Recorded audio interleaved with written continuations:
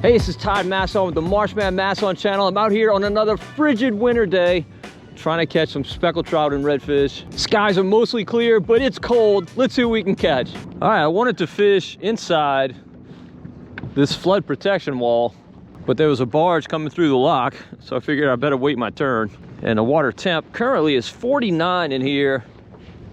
I don't really like fishing speckled trout when water temps are in the 40s, although 49 is probably doable.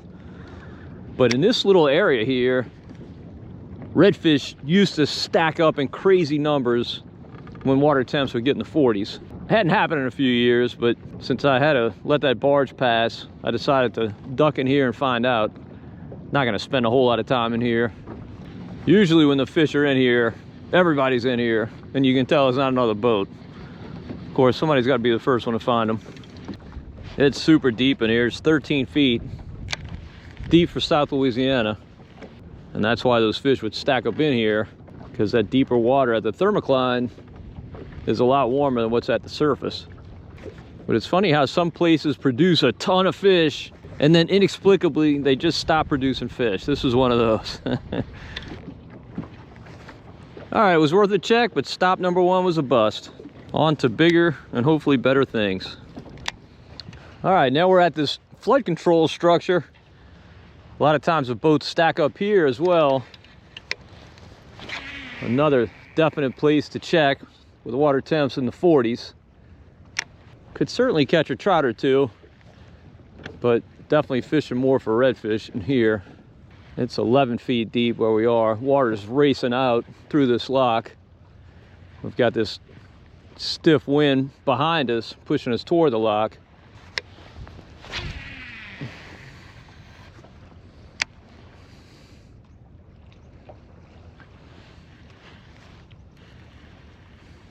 Oh, there we go. There we go. What is that? That's got to be a red. Is he a keeper red?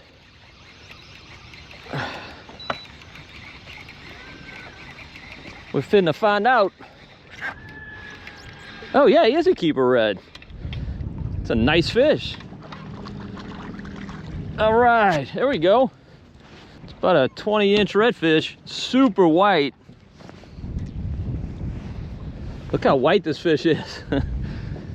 Down in that deep water. Whew, he's cold, cold. Let's see how big he is.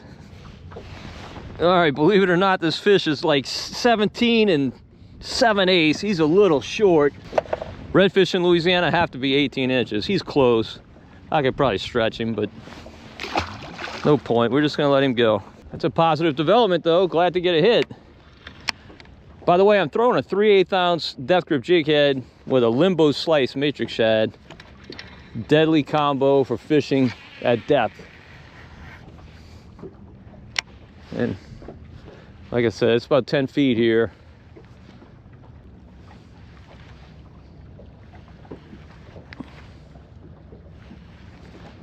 Oh, there we go. All right, that's a second one. Confirmation, that's good.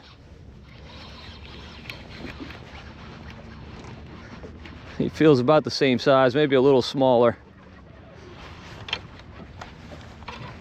He's more colorful though, but I think he's a rubber stamp.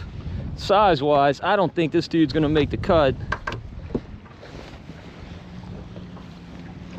Ow.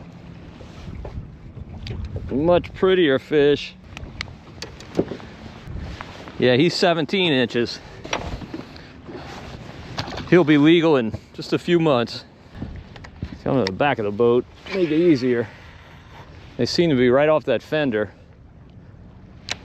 Definitely critical to get down with these cold temps.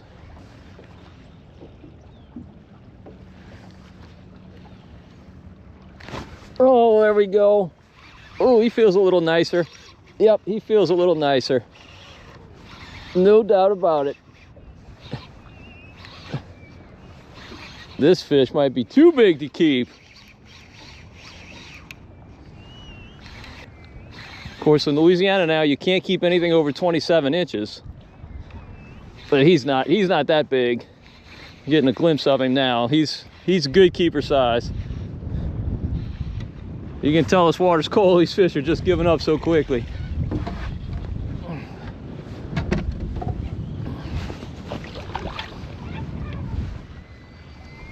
I guess I spoke too soon. This dude doesn't want to give up.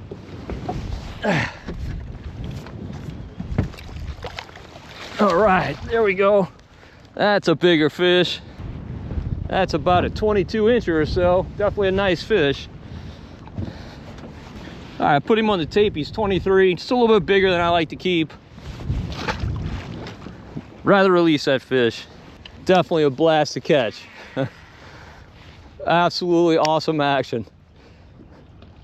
On a cold winter day, I'll definitely take it. That's why you definitely want to target reds when water temps are in the 40s. Just got to find the areas. Oh goodness, the areas that they stack up like this. All right, this feels like the first one.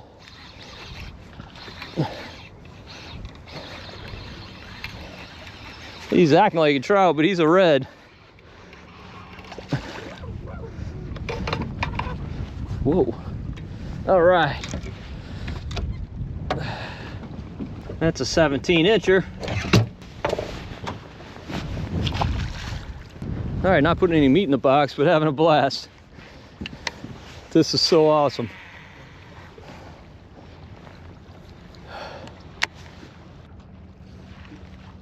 Oh, there we go. I think he's bigger than the last one we just caught.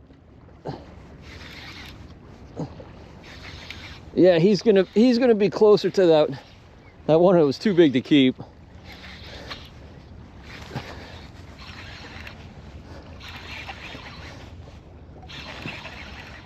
I don't know. Now he's kind of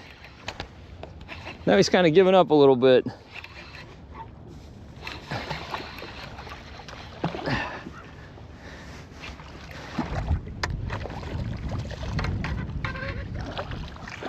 All right, actually I think he's a keeper. We're gonna put him on the tape and see. Yeah, he's over 18. That's our first keeper. That's good. I do want to take a few fish home to eat. As I mentioned, redfish in Louisiana have to be 18 inches, and you can take home a total of 4 per angler. And you can keep none over 27. Not that I keep any over 27 anyway, but by law you can't. You can tell this water's in the 40s too, because the bites are super subtle, like that one. Just super subtle, just little ticks. This is not a big one. I don't think he's gonna come home. I mean, he does have an opinion, but no, he's not a keeper. He's not a keeper. I think he's about 17. Just an inch too short. Get out there and grow, boy. We'll get you next year.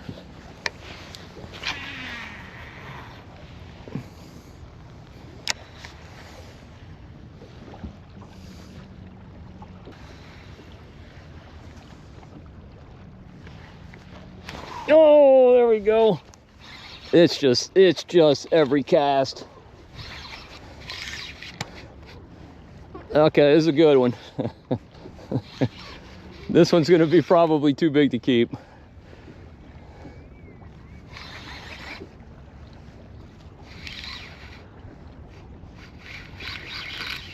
Oh yeah, he's too big to keep.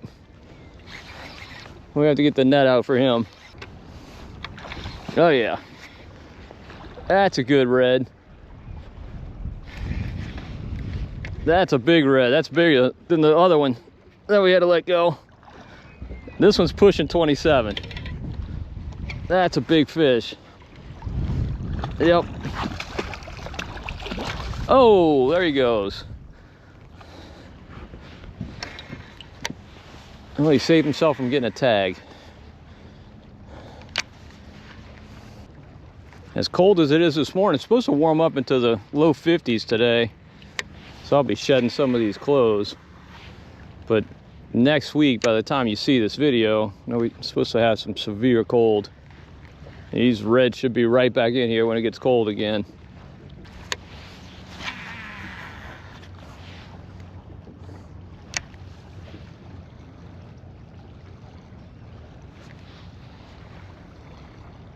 Oh, there we go. Oh, shoot. That's not a small one. That's not a throwback. Well, actually, it is probably a throwback. Just not an undersized one. That's a good fish. This one's big. This is a big old boy.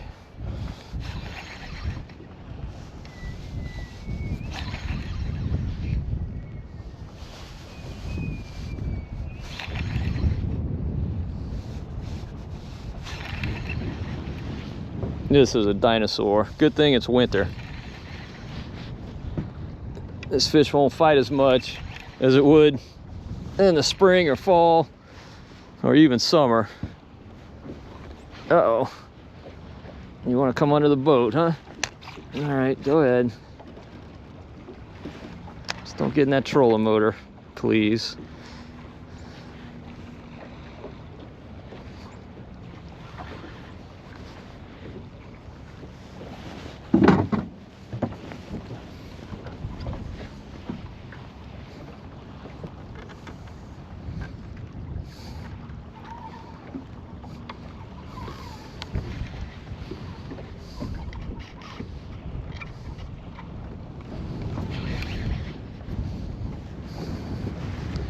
Man, this fish, I mean, believe me, he's nice, but he's not as nice as he fought.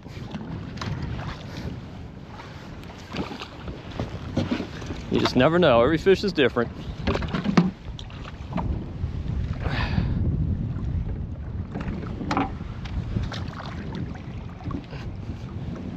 You know, it'd be nice, a net man. All right, we got him. All right.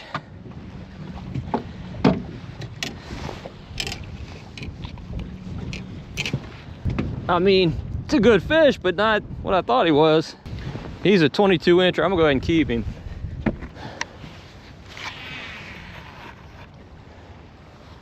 He was right on that fender.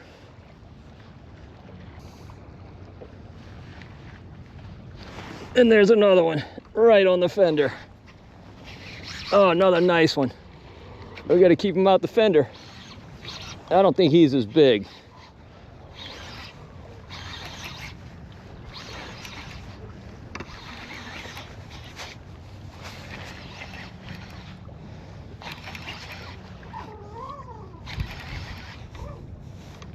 Oh yeah, he's big. He's just not as feisty. Just not as strong as that other one.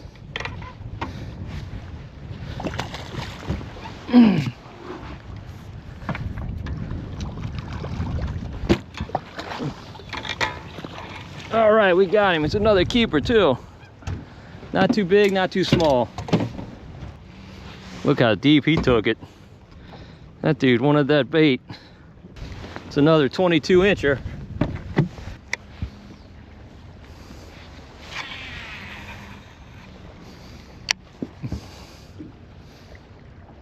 This water's dumping through this lock, but it's eddying here. And that's where these fish are. Is where it's eddying back.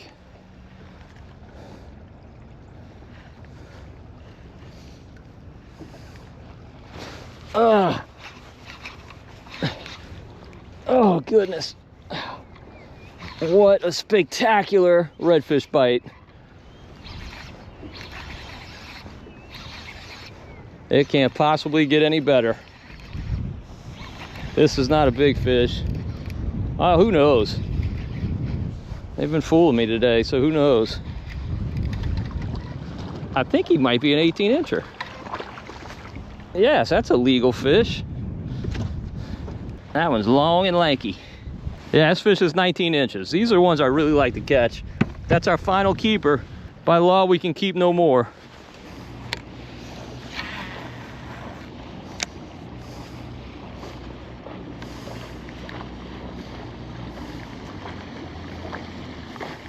Mr. Todd? Yeah, how's it going, man? Good, man. Nice to see you out here. Y'all just getting out or what? Yes, sir. Yeah? We launched at Eddie Pinto. Oh, did you?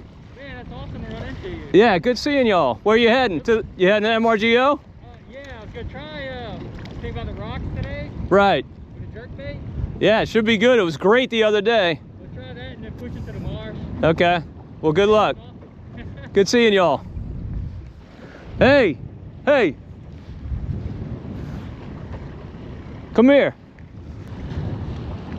I'm gonna leave in about 15 minutes, but there's about 1 million redfish right here. Right there? Yeah. What size? Range from 17 inches to about 25. Okay, we might catch them on the way back. Okay, yeah. Look, they're from this fender to the rocks. Okay.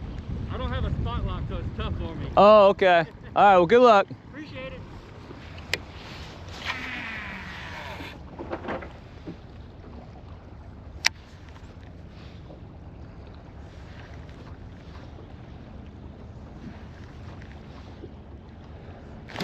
Oh, goodness.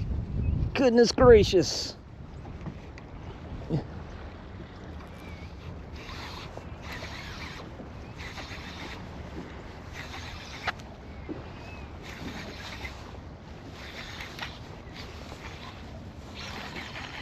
Now, obviously, I'm catching these fish very easily on this limbo slice, and that's my preferred way to do it.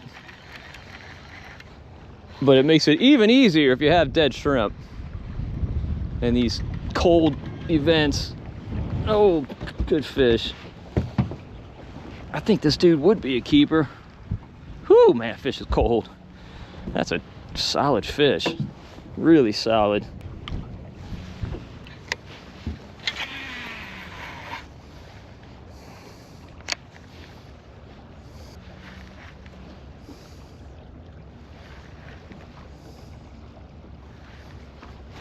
There we go.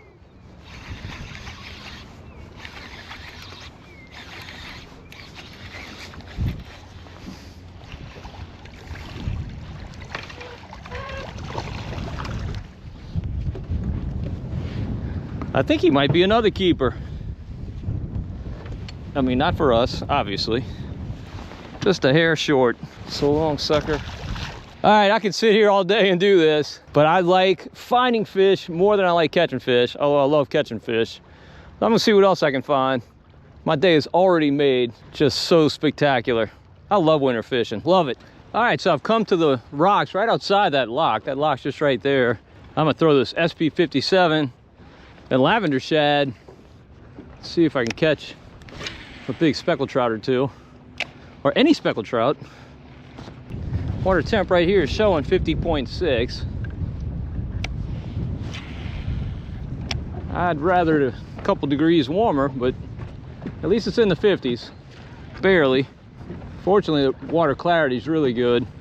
I'm currently inside of the wall. If you saw my last video, my buddy Justin Bowles and I absolutely blistered the speckled trout, some really nice ones, fishing outside the wall. That'll be my next stop from here. We don't do anything in this stretch. All right, nothing on this stretch. I'm gonna run outside the wall. Hopefully the water will be a little bit warmer out there. Just a couple of degrees can make a really big difference. Let's go check that out. All right, now we're outside the wall. Water is really, really spectacular. Very, very pretty. Definitely got that working in our favor. Water temp in here is 50.7. Actually, I gotta give it few minutes to acclimate. It was riding in the sun on the way over here, so it might actually not be quite that warm. But regardless, it's definitely chilly. It's on the chilly side. I make a few casts with this Mirror 52 MR, one of the hot baits from my most recent trip here. It's difficult to work baits really slowly on a day like today because the wind's blowing over 20 miles an hour. So you constantly have a belly in your line. All right, nothing happening in MRGO. I tried jigging as well. It's just not happening today. I think that water's just a little too chilly. They'll probably bite later today. Now, something also working against us is we had a full moon last night, so you figure prime time is going to be somewhere around noon. But, you know, it's 10 o'clock. I guess I can use that as an excuse if I wanted to, but nah, still feel like we should have caught a couple fish. I'm gonna scoot into the marsh, probably well, hopefully find some more reds, maybe some bass. Trout will probably be tough because the water's definitely be colder in that marsh, for sure. If we get this sun to stay out, we got some definite high clouds, then those marshes will warm up. Those fish may get a little more excited as the day moves along. But I'm gonna see what I can catch in there. All right, back in a sec. All right, that was a very long, very cold, very bumpy boat ride. It's really windy today, but I pushed back into the marsh. Water clarity is not the best. It's fishable, it's doable. I'm gonna give it a try, but first I'm gonna eat a little lunch. Let me show you what I got. I made some fish cakes yesterday. Got some dill cream sauce on there. These things are really, really good. Now, of course, it'd be a lot better nice and toasty coming out of the oven, but they're not gonna be bad cold. But stick around till the end of this video and I'll show you how I make these. That's what I'm gonna turn these redfish into. It's a fantastic way to cook them. I can't remember if I've ever done this on the channel or not, fish cakes, but maybe I did, maybe I didn't. If I did, you'll get to see it again, but I know some of you see it for the first time when I do it today. All right, this water's definitely got a little color to it. It's fishable, but it's definitely stained. So I'm gonna go with this tiger bait matrix shad. I'm in a bayou that's got some drains coming into it. I don't know how grassy it is. Might be too grassy for this exposed hook. Definitely do see some grass along this shoreline. Water temp back here in this marsh is 48 degrees. Super cold. Now 48 degrees is totally fine for bass and reds. They'll both feed in that. It's not so good for trout.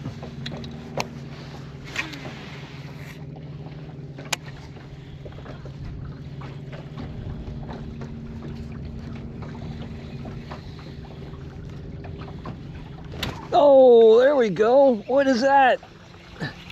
I think it's a bass. Yeah, it's a nice bass. All right, there we go.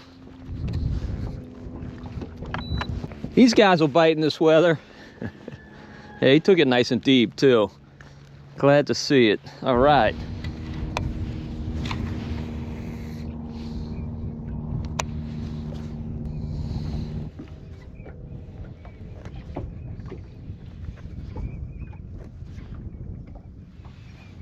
Oh, another bass. And another solid one. That dude about ripped the rod out of my hands.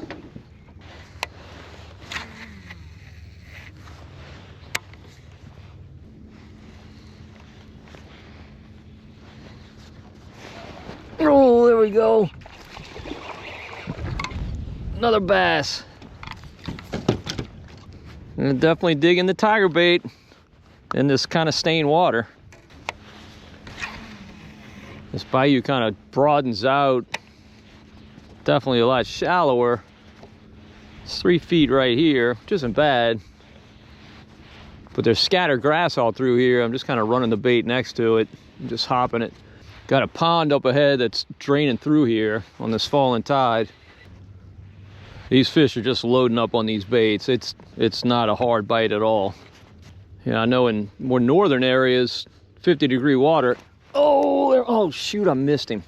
50-degree water is not bad, but it's really, it's about as cold as it gets here in South Louisiana. Oh, look at this. You know what that was? That was a redfish.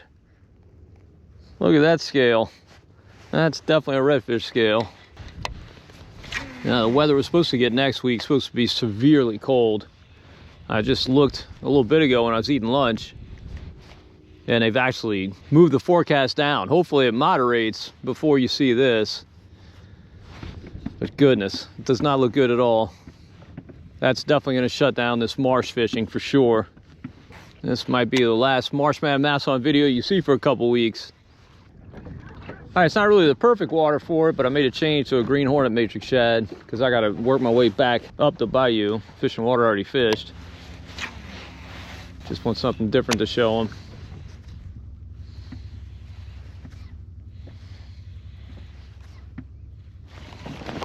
There he is. That's a nice bass. The winter time is when we catch these big, beautiful marsh bass. This one's approaching probably 2 pounds. 2 pounds is pretty big for a marsh bass. They don't get very big in general.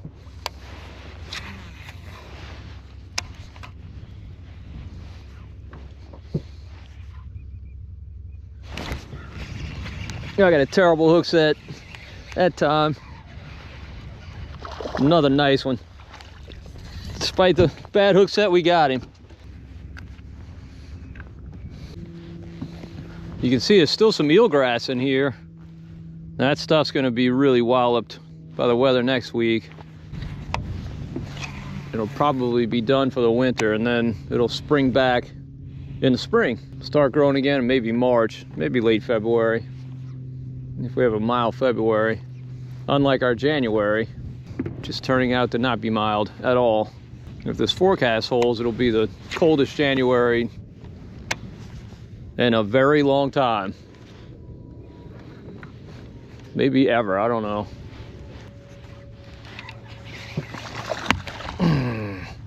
That fish hit me right by the boat. I didn't even get a hook set at all. They are not tagging the bait in the least. I don't think I've felt a single fish hit, a single bass anyway. They're just there. All right, make a switch to this SB57. A lot of times in these cold temps, these fish really key on these square bills. I've had some great trips this time of year with this bait.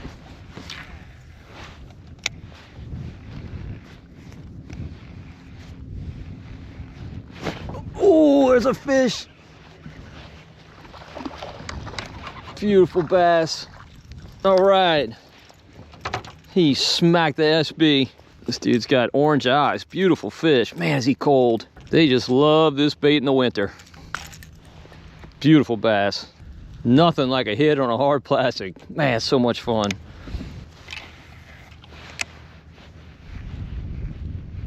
Oh, goodness. He smacked it. Oh, goodness, that's a nice bass. Barely got the back hook. Oh, stay buttoned up, dude. Oh, yeah, it's a nice one. That's a real nice bass. So obviously, it's always a good idea to throw to feeding fish.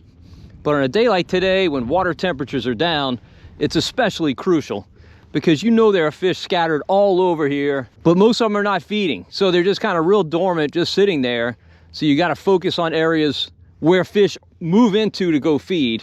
Now that fish actually broke the surface. That's why I made a cast there, threw right behind it, and he immediately attacked the bait.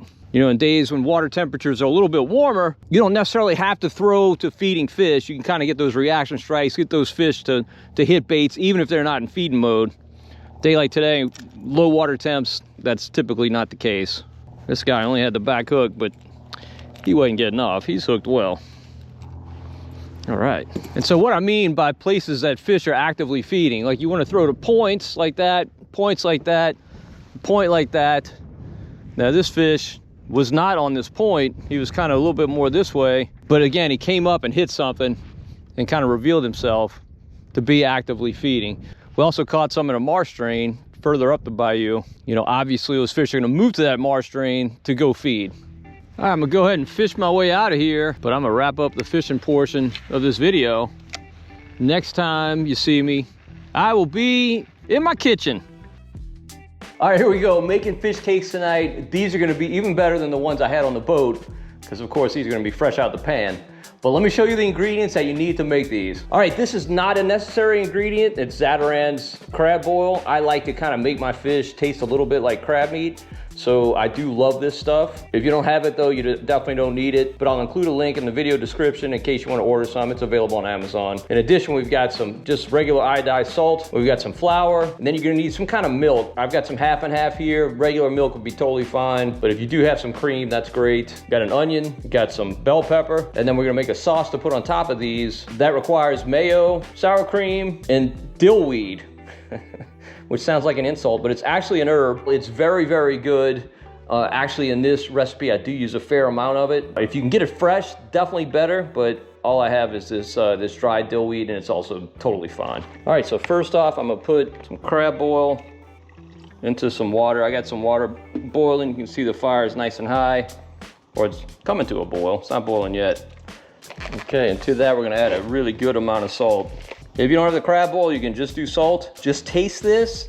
You want it to taste really pretty salty. Not all of that salt's gonna transfer to the fish, of course. If I had to guess, purely a guess, it's probably about 3/4 of a cup of salt to what I have in here is probably about a gallon of water. All right, I'm gonna go ahead and cook about this much fish tonight. That's really a whole lot. I'm gonna make a lot of fish cakes with this. Just guessing, I'd say it's about 15 or 16 fillets. All right, while that water's coming to a boil, we'll go ahead and get our onion and bell pepper ready.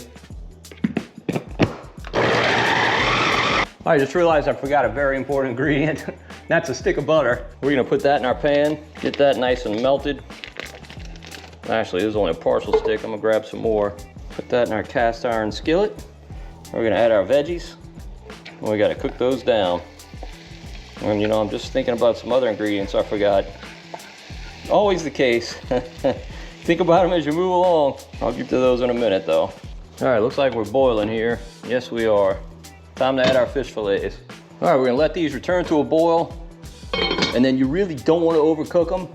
Maybe just about 2 minutes at a boil and maybe let them soak for about 5 minutes. If you overcook them, your fish cakes kind of get real pasty. You want the fish to definitely have some texture still. All right, I'm gonna go ahead and whip up the sauce while all that stuff is cooking. We're gonna add about, well, let's see how much.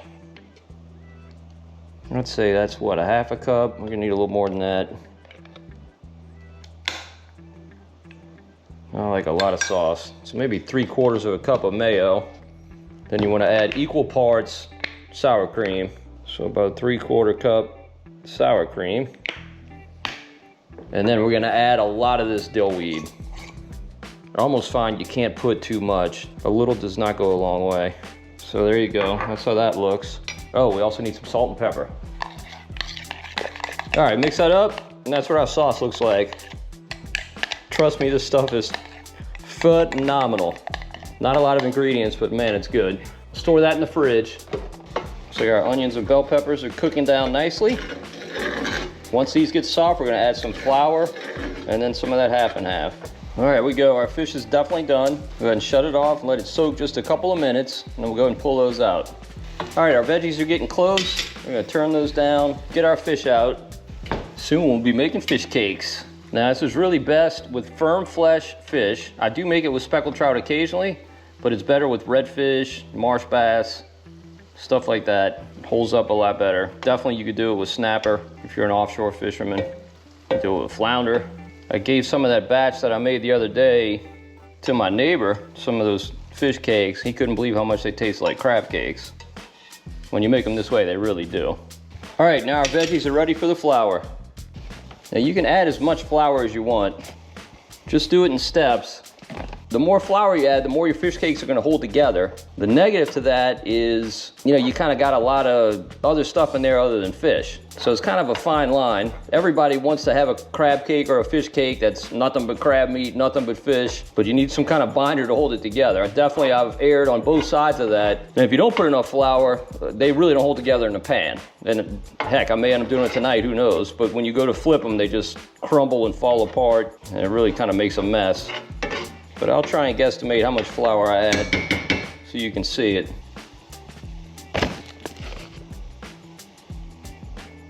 The ones I made the other night were probably a little bit on the loose side, not enough binder, but trust me, they were great. Just a little bit harder to cook. All right, that's about what you want your mixture to look like.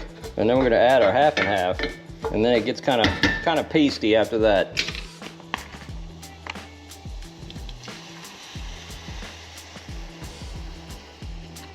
Kind of made a mess. Spilled a little bit of our 1/2 and 1/2. I'll clean that later. You definitely want to add both the flour and the 1/2 and 1/2 a little at a time. Kind of let it warm up and mix in, and then add a little more. Now I've also made this with shrimp, and it's really, really good. You can also, of course, make it with crab meat, and that's about the best way you could possibly make these. Few things in the world are better than crab meat. Well, crabs are tough to come by this time of year. All right, that's about the way that your binder should look. Nice and thick. Got a couple more ingredients to add. Of course, we need salt and pepper. One of the ingredients I forgot to mention Worcestershire sauce. Be sure, if at all possible, to use Lea & Perrins. By far the best, and I like to add a lot. And this bottle is empty, but that's about all I need. And another important ingredient, hot sauce. By far my favorite hot sauce. Put some of this in there. Let's shake it up first. This is hot sauce that actually tastes good, unlike all hot sauces. All right, our fish have been sitting here cooling. We're gonna go ahead and chop them up. All right, now we're gonna add the onion flour binder. All right, we'll go ahead and mix our fish and binder together. All right, I probably made this a little bit low binder to fish ratio. That's not a problem when you're eating it at all. It's only a problem when you're cooking it. So they might not hold together all that well in the pan, but believe me, they will be tasty. All right, I got my cast iron skillet going over, I'd say medium-high heat, closer to medium than medium-high actually. So I'm gonna start off searing these in some beef tallow. That's what I like to do. You can definitely use butter or any type of oil that you like. Don't need beef tallow. I recognize most people probably don't have that in their kitchen. I cook a lot with it. I make my own. You can buy it off of Amazon as well. All right, all I do really is just kind of roll these into balls. Kind of flatten them into cakes. About like yay. And drop them in the pan. Kind of flatten them out once you get them in. You can make them any size you want. That last one was about perfect. This one's probably gonna be a little big. All right, here we go. Our 4 crab cakes are cooking away. I can tell you from past experience, my first batch is never my best batch. Probably because I'm impatient and don't let the pan get hot enough. And I can tell you, a good sear is absolutely critical with these things. You want that little bit of crispiness on the outside. Obviously, you don't want to burn them. You want to kind of walk that line. All right, that's pretty good. Especially for a first batch. Yep, that's a good sear. We did a good job on those. All right, we're going to take these out. Smells like fish cake heaven in here. So good. All right, here we go. There's our 4 crab cakes. I got some more in the pan, but I'm gonna go ahead and sample these. All you do, put a dollop of this cream sauce, this dill cream sauce on top of each crab cake. Oh, I'm sorry, fish cake. That's it. Now the best part. This is what makes all that effort worth it.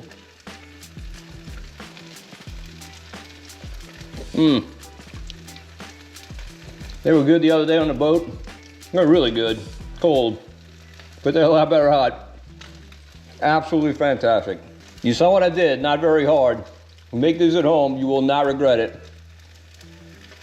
And if you're feeling generous, you can share some with your neighbor like I did. Or just eat them all yourself. Perfect. My compliments to the chef.